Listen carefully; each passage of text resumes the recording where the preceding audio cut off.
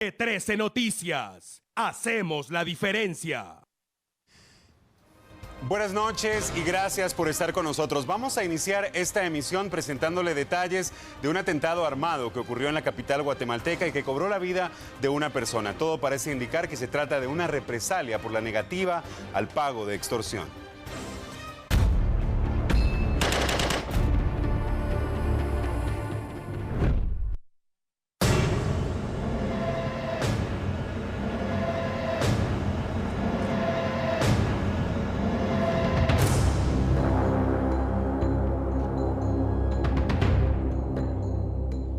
La primera versión de los hechos señala que se trata de otra víctima de los chantajistas, esos delincuentes que quieren vivir sin mover un solo dedo, simplemente amenazando de manera cobarde y exigiendo dinero a cambio de no matar. Daniel Cum tenía 23 años, intentó ganarse la vida como ayudante de autobús desde hace un par de meses, pero la muerte se robó su aliento esta mañana. Viajaba en el autobús con dirección al municipio de San Raimundo. Los testigos indicaron que dos hombres abordaron en cercanías del Trébol. Al llegar a la 10ª avenida de la calzada San Juan, se acercaron al conductor cuando detuvo la marcha. Intercambiaron algunas palabras. Acto seguido, descendieron y dispararon contra Daniel. No había nadie esperando esta vez. No iban en motocicleta. Caminaron y se perdieron entre los callejones aledaños. Así de descarado operan los delincuentes en Guatemala, con saña y sin piedad. Otros pilotos de la misma ruta indicaron que están obligados a pagar extorsión y que algunos podrían estar atrasados, lo que habría provocado este crimen. Si eso es verdad o no, es responsabilidad del Ministerio Público descubrirlo. Lo único cierto hoy es que la familia de Daniel Cum llora su deceso. Los abraza la rabia y la impotencia, mientras las autoridades abrieron otro archivo. Hay información de última hora, se registra un ataque armado camino a San Juan, Zacatepeques. En unos minutos vamos con el detalle completo de lo que ha ocurrido en este lugar. Por ahora, en otras noticias, la expansión del dengue en nuestro país ha encendido las alertas sanitarias. En los últimos días se han confirmado varios casos, principalmente en la zona central de nuestro país.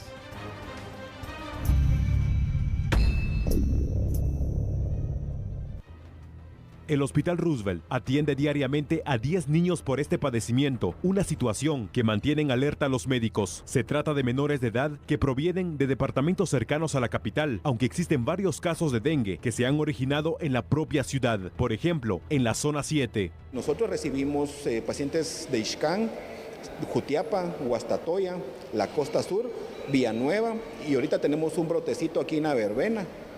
O sea, no sabemos si los floreros del cementerio de la verbena se llenaron de larvas, pero por lo menos hoy han venido como 10 niños de ahí. El riesgo que corren los niños es que el dengue se convierta en hemorrágico, aunque depende mucho de la cantidad de plaquetas que poseen. El promedio de estancia acá en el hospital los tenemos 8 días, porque hasta que vemos que las plaquetas, lo normal es 150,000, y los ingresamos con plaquetas menores de 70,000. Y hay niños que llegan a conteos de 5,000 plaquetas, entonces hasta que las plaquetas están en un rango donde no vaya a haber una hemorragia, el paciente no se va de acá. Las autoridades del Hospital Roosevelt también han tomado medidas de prevención para evitar que la enfermedad se expanda al resto de pacientes. Una de tantas acciones es fumigar. En los últimos días, 2 niños murieron en la colonia Paraíso 2 de la zona 18 capitalina. Ambos tenían 6 años y sufrieron dengue hemorrágico.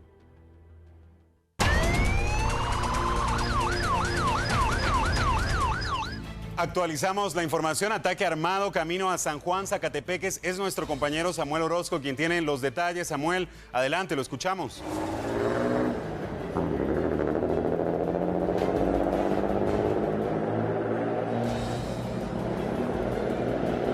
Hola Pablo, buenas noches, televidentes de T13 Noticias. La información se ha generado en el kilómetro 17.5 de la ruta San Juan-Zacatepeques. En este lugar, bomberos voluntarios han atendido a una persona. Lamentablemente ya nada se pudo hacer para salvarle la vida. Así es, Samuel, se trata de Diego Pacajá Mejía, de 35 años de edad. Personal paramédico de bomberos voluntarios intentó reanimarle los signos vitales, pero las heridas que presentaba de bala eran en el tórax y en el cráneo. Bueno, efectivamente sabemos de que esa persona queda a un costado de una pasarela. ¿Se sabe de que habían más personas en ese momento? Sí, así es, según indicaron personas curiosas que él salía de una maquila al momento de ser atacado. Las personas que presenciaron este hecho sufrieron crisis nerviosa, pero no fue necesario trasladar a ningún centro hospitalario. Bueno, muchísimas gracias. A esta hora el Ministerio Público y la División Especializada en Investigación Criminal DEIC se encuentran haciendo las pesquisas correspondientes, tomando en cuenta que posiblemente se trata de un trabajador de una fábrica ubicada a pocos metros de donde ocurre este crimen. Se desconoce hasta el momento. Hay una persona que posiblemente es la responsable, pero todavía se están haciendo las pruebas correspondientes y los análisis correspondientes. Regreso, Pablo. Buenas noches. Ahí tenemos la información entonces. Lamentablemente hablamos de una persona fallecida y continuaremos rastreando la información para actualizarlo siempre en ese caso. Por ahora retomamos el orden de las noticias, continuamos hablando del dengue y es que ya han sido confirmados varios casos. Las acciones para contrarrestar esta enfermedad son pocas en algunos sectores de la ciudad capital.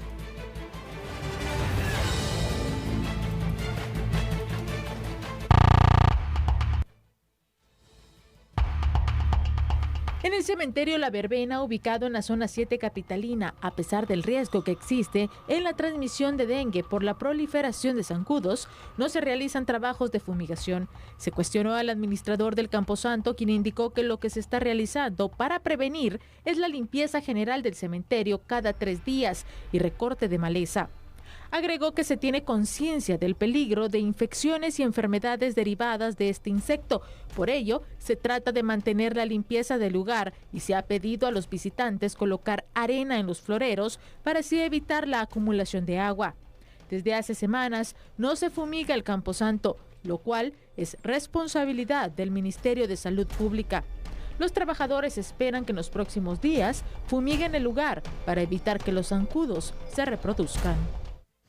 Seguimos hablando de este tema y es que los vecinos de la colonia Proyectos 44 de la zona 6 capitalina han manifestado su preocupación por lo que ellos creen puede ser un criadero de zancudos. Se trata de una cancha de fútbol donde el agua permanece estancada y a ello hay que agregar que literalmente el sitio es utilizado como sanitario por parte de indigentes. Con este llamado a través de la televisión guatemalteca esperan que las autoridades pertinentes se encarguen del problema. Urge limpiar el sitio para evitar que los niños que llegan a practicar deporte terminen enfermos. Es lo que tenemos desde la zona 6 capitalina. Vamos ahora a hablar en Huehuetenango y es que las autoridades de salud de ese departamento aseguran que existen más de 30 casos de dengue detectados, aunque todos han sido controlados.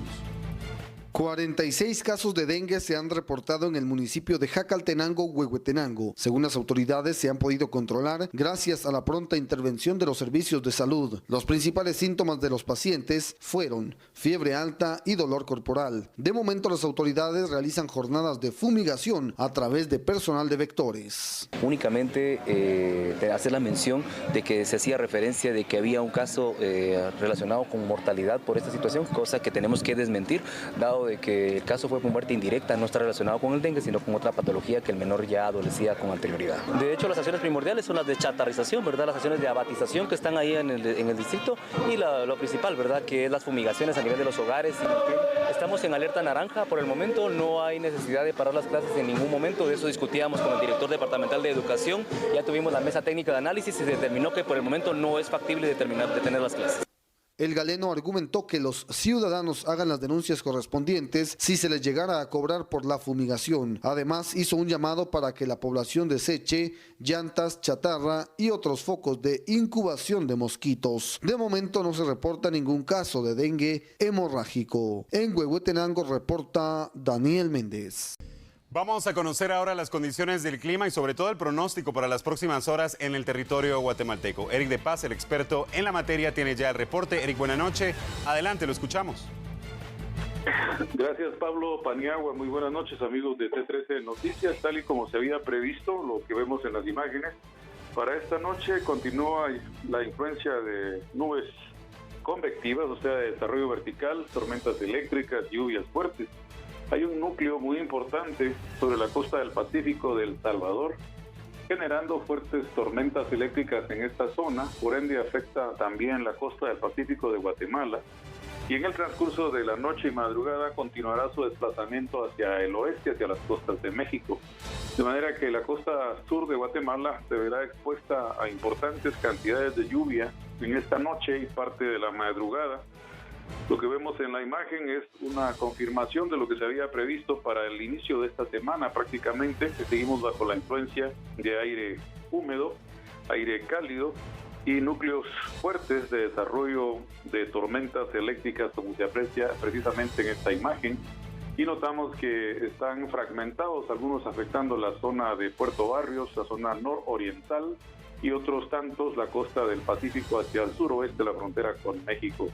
Son días de mucha actividad atmosférica, por lo tanto es necesario tomar las precauciones del caso, ya que se prevé que los próximos días continuarán con esta misma actividad eléctrica y lluvias fuertes, en los cuales se reporta una cantidad de precipitación arriba del promedio, particularmente en la costa del Pacífico. Esto es lo que tenemos como actualización meteorológica a esta hora. Pablo Paniagua, qué gusto saludarlos, buenas noches. Buenas noches, Erika, ahí tenemos el reporte completo, ya lo escuchó usted, siempre con mucha precaución. Y es que hablando precisamente de las lluvias que se reportan en algunas regiones del país, la Conred asegura que existen más de 10.000 zonas en riesgo.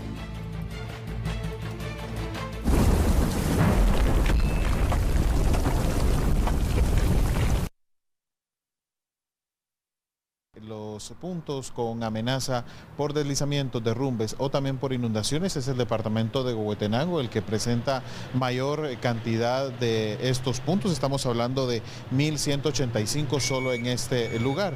Y Escuintla también con 1.070. Tenemos que hablar específicamente en el caso de Escuintla porque Escuintla es el departamento con mayor condiciones o riesgo a inundaciones. Recordemos sectores, por ejemplo, de Nueva Concepción, que son áreas en donde se registran inundaciones, áreas también, en el caso específico de San José, de Escuintla como tal, son puntos en donde hemos tenido también reportes o se ha dado seguimiento a algunas emergencias. Solamente en el departamento de Guatemala hay 757 puntos de riesgo.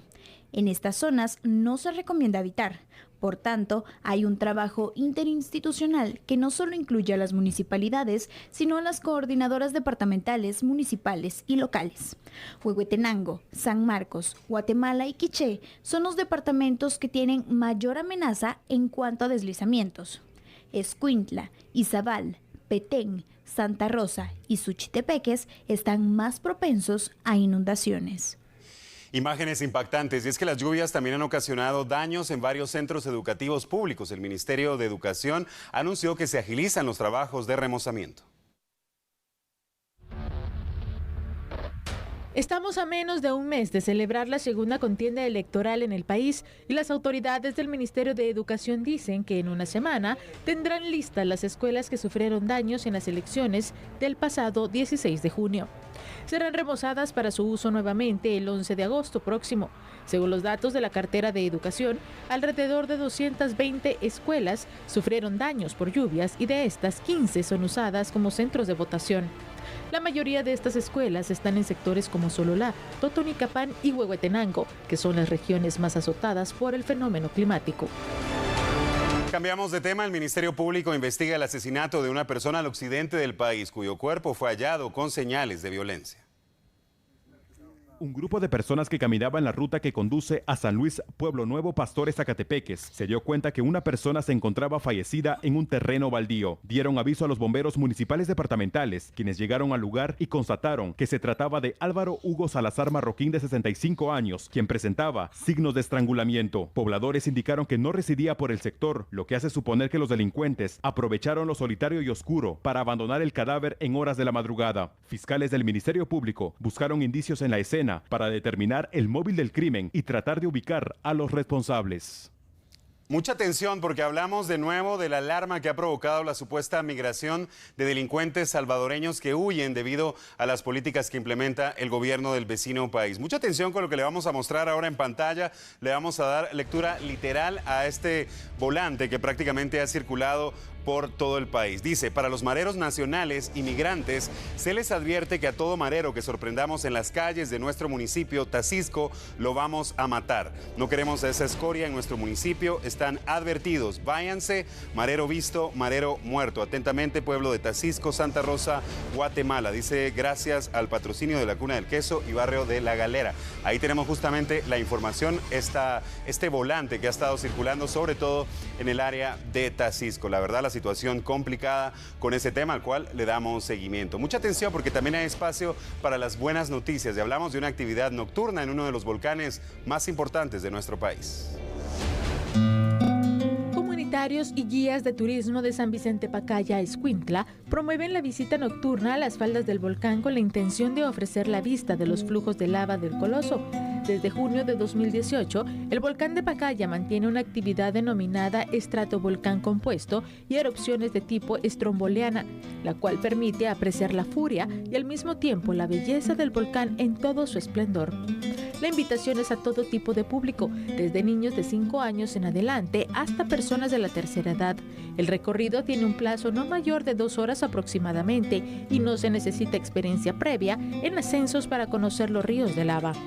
La principal recomendación para disfrutar de esta aventura es contar con un guía, llevar ropa y calzado adecuado y sobre todo llevar la actitud y las ganas de estar en contacto con la naturaleza.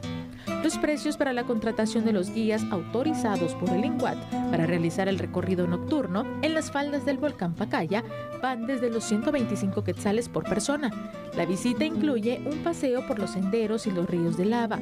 Datos curiosos del volcán de Pacaya señalan que tiene una elevación de 2.552 metros sobre el nivel del mar y es uno de los 3 colosos activos de Guatemala. Desde 1996 se reactivó después de casi un siglo de inactividad. La última erupción fuerte se registró en 2014. Sin embargo, actualmente presenta flujos de lava de aproximadamente 25 metros de largo, los cuales pueden ser apreciados por los turistas sin ningún problema. Estamos de regreso, hablamos ahora de una emergencia en uno de los centros de comercio más importantes de nuestro país. Al menos 4 personas resultaron con quemaduras tras una explosión reportada en un comercio de la zona 4 capitalina. Cuerpos de socorro los atendieron y trasladaron al Hospital de Accidentes del ICS. Bomberos de distintos cuerpos de socorro trabajaron para controlar y extinguir el siniestro que se supone inició en una lavandería. Según los apagafuegos, las llamas se habrían generado tras la explosión de un cilindro de gas y afectaron por lo menos 6 negocios cercanos. El tránsito vehicular también se vio afectado en la zona y algunas calles fueron cerradas para que los socorristas pudieran trabajar en sofocar las llamas. Autoridades investigan la ubicación de cadáveres en 2 puntos distintos de la provincia de nuestro país. Hablamos de casos aislados. El primer caso ocurrió en El Progreso. Se trata de Julio César Cordero Ávila, de 52 años. Desapareció el pasado 14 de julio en la comunidad de San Rafael. Familiares indicaron que por problemas económicos salió a vender su motocicleta, pero ya no retornó. Ese día localizaron la motocicleta, pero no al dueño. Después de varios días de búsqueda, en un terreno baldío fue localizado el cadáver con heridas cortantes en el cuello y en estado de descomposición. El segundo caso ocurrió en Mazatenango, en las antiguas instalaciones del complejo deportivo del sector. Localizaron el cadáver de María Elena Díaz III, de 22 años. Presentaba golpes en el rostro y heridas de arma de fuego en la cabeza. Agentes del Ministerio Público iniciaron con las investigaciones para hallar a los responsables. Los bomberos voluntarios con cobertura en los 22 departamentos constantemente actualizan las técnicas de rescate. Esta vez fueron capacitados por socorristas estadounidenses.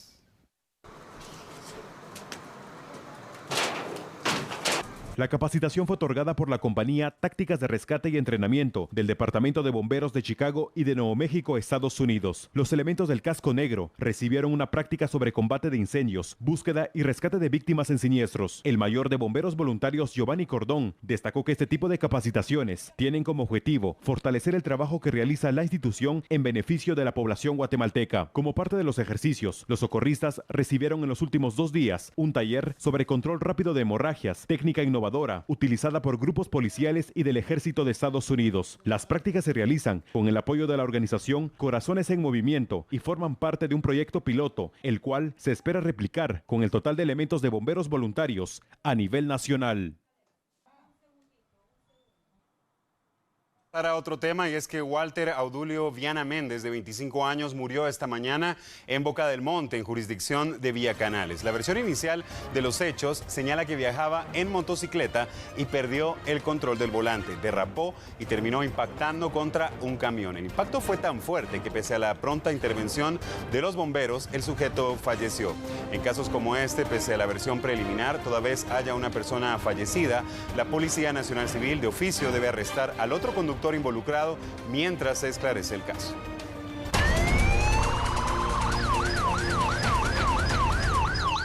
Continuamos actualizando la información. Vamos nuevamente con nuestro compañero Samuel Orozco. Él tiene importantes noticias que tienen que ver con la cúpula de la Policía Nacional Civil. Adelante, Samuel.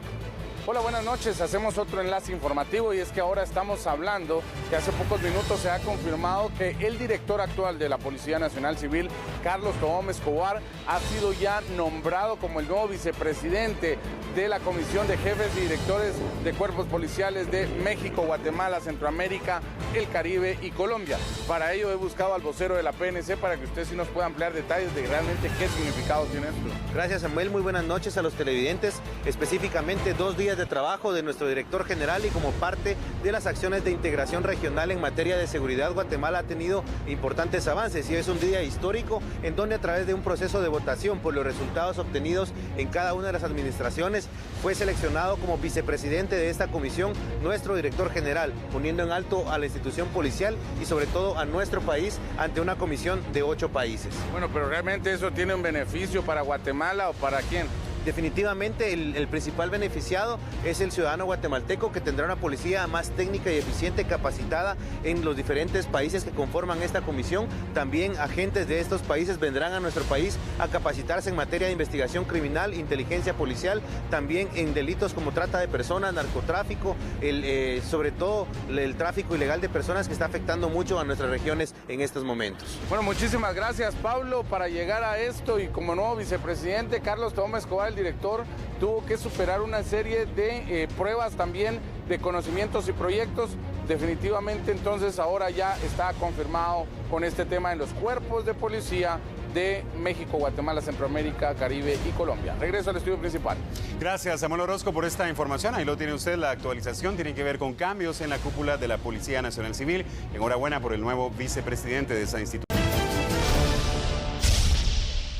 Vamos ahora con la ampliación de otro de nuestros titulares. Esta es la historia de un guatemalteco que vivía el sueño americano, pero la gran nación terminó matándolo a golpes.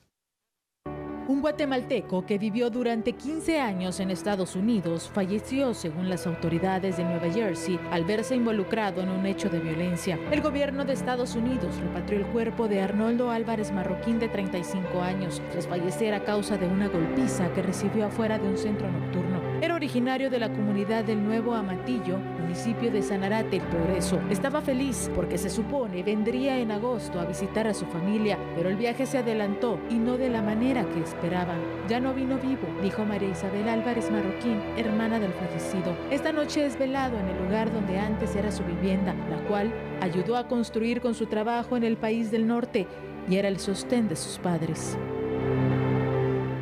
Que descanse en paz. Conocemos los riesgos que hay para cruzar a la gran nación y sobre todo también para intentar vivir el sueño americano. Piénselo 2 o hasta 3 veces. Vamos a continuar con la información y vamos ahora al norte de la ciudad, y es que varios retumbos en este lugar han obligado a vecinos a abandonar sus viviendas.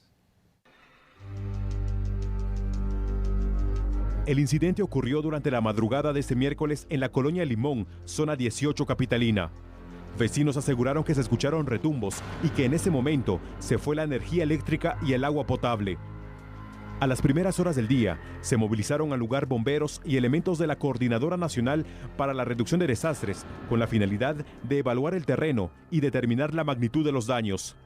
Recibí un reporte al Centro de Transmisiones de Emergencia, el CTE de la línea 119 de Conred, un reporte que hubo un deslizamiento.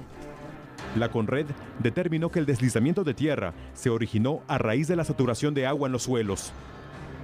Es una cosa tan horrible que se escucha, ver, nunca en mi vida yo había escuchado esto, ¿verdad? Se levantó mi esposo y dijo, ¿qué está pasando? Y salió afuera y me dijo, se está derrumbando la casa de doña Alicia, me dijo. Me levanté a ver, cuando de repente vi que se va la tierra. Fui a levantar a mis padres, les grité. Y cuando fuimos a ver con mi papá, ya venía la pared sobre encima. La Conred determinó que es un lugar no habitable y recomendó a las familias a evacuar la zona. Y justo hablábamos de los sitios que están en riesgo en nuestro país. Si en algún momento usted se siente en riesgo en su comunidad, por favor, siempre repórtelo a las autoridades. Vamos a continuar con la información. Eliud Juárez de la Roca, de 60 años, presunto integrante de la banda criminal Los Topacios, fue capturado por tener vigentes 5 órdenes de detención en nuestro país. Fue aprehendido en el Aeropuerto Internacional La Aurora mediante la coordinación de agentes de la Policía Internacional. Es requerido por la justicia guatemalteca desde mayo del 2006 por el delito de estafa mediante cheque, el cual volvería a cometer en octubre de ese mismo año. Hablamos ahora de 2 personas que han resultado fallecidas sobre la cinta asfáltica de estos municipios aledaños a Ciudad Capital. Los causantes de los accidentes de tránsito son varios, pero entre ellos destaca la irresponsabilidad.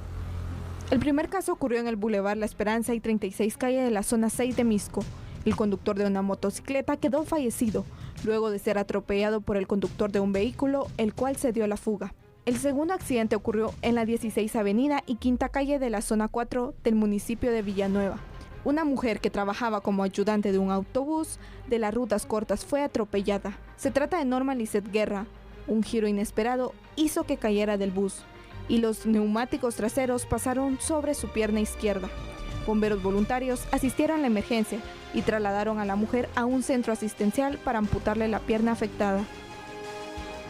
Vamos ahora con información judicial y hablamos en específico de 2 casos que han impactado a la sociedad guatemalteca. Uno tiene que ver con los supuestos asesinos del capitán Byron Lima y el otro tiene que ver con un guatemalteco que podría enfrentar la justicia estadounidense, esto por narcotráfico.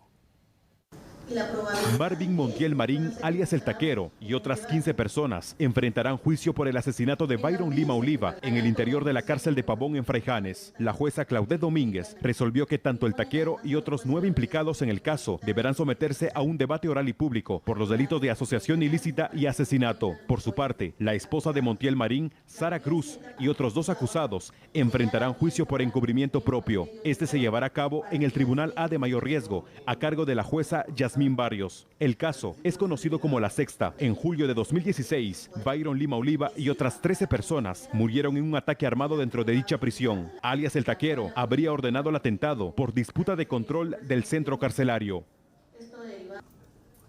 El exdetective de la Policía Nacional Civil, Marvin Estuardo Alfaro Bravo, alias Stuart, será extraditado a Estados Unidos para enfrentar a la justicia bajo cargos de narcotráfico. El Tribunal Tercero de Sentencia ordenó su traslado hacia aquella nación, cuyas autoridades lo acusan de ingresar drogas en su territorio. Sin embargo, antes de ser extraditado, el hombre deberá solventar un proceso penal en Guatemala. El ex integrante de la División Especializada en Investigación Criminal de la PNC fue capturado el pasado 13 de marzo en Ciudad San Cristóbal, zona 8 de Misco, durante una serie de allanamientos ejecutados por las fuerzas de seguridad con el fin de desarticular una banda dedicada al trasiego de estupefacientes. El Ministerio Público lo señala de ser el cabecilla de tal estructura. Durante ese operativo se allanó una lujosa vivienda valorada en unos 5 millones de quetzales, de la cual sería propietario. Vamos ahora con lo más impactante también, pero ahora en el mundo de los deportes. El futuro del guardameta nacional Nicolás George Hagen se definirá este jueves. El arquero guatemalteco continúa sus entrenamientos con el equipo del KB Kortrijk de la primera división de Bélgica. Aunque a un inicio se habló sobre un periodo de prueba de 10 días, el portero guatemalteco llenó las expectativas y continuó con la pretemporada del equipo belga. Será en las primeras horas de este jueves que se confirme la vinculación oficial de Hagen con el Kortrijk. Solo quedaría pendiente definir el tiempo por el cual se estaría firmando su contrato. La SOFUM de Guatemala presentó este miércoles la nueva Liga de Fútbol 7 femenino, que iniciará con su primer torneo en el mes de agosto. Hasta el momento, dicha liga cuenta con 8 equipos totalmente inscritos para el primer torneo nacional y se espera que antes del inicio del mismo se llegue a un total de 12 planteles. El torneo tendrá una duración de 2 meses y medio y serán equipos de la capital, el occidente y el oriente del país los que lucharán por el primer título. Además, Guatemala participará en el Campeonato Mundial de Fútbol 6 masculino en Australia del 1 al 11 de octubre, mientras que otra selección verá actividad en noviembre en el Campeonato Mundial de Fútbol 5 en Sudáfrica. Gracias por habernos acompañado. Regresamos mañana en punto de las 9 de la noche. Que descansen y hasta pronto.